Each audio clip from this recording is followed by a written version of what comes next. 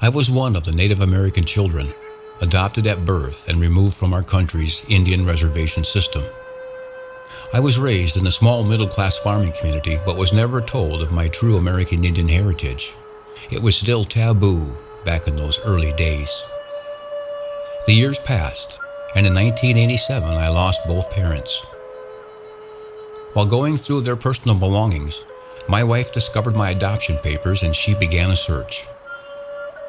5 years later, I was reunited with my biological Lakota family, living on the lower Brulé Sioux Indian Reservation of South Dakota.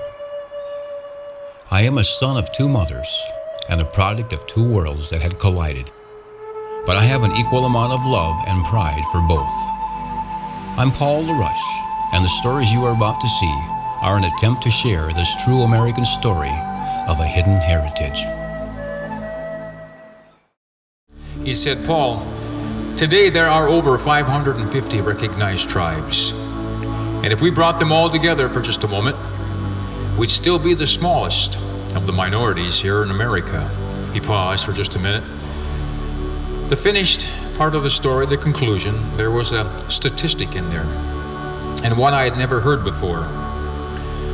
It really caught me by surprise.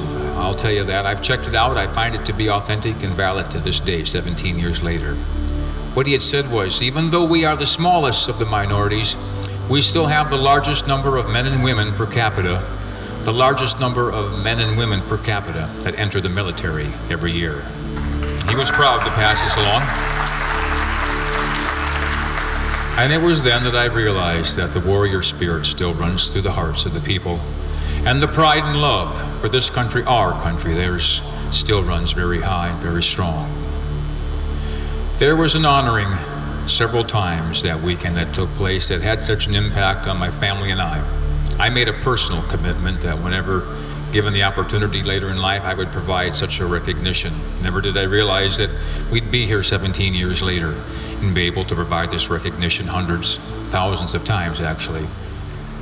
I've seen this honoring many times here in Branson and at these theaters, and perhaps this evening, this will be the first time that we provide this honoring in the traditional Native American way to our servicemen and women and veterans, translated as a song we simply call Soldier Boy.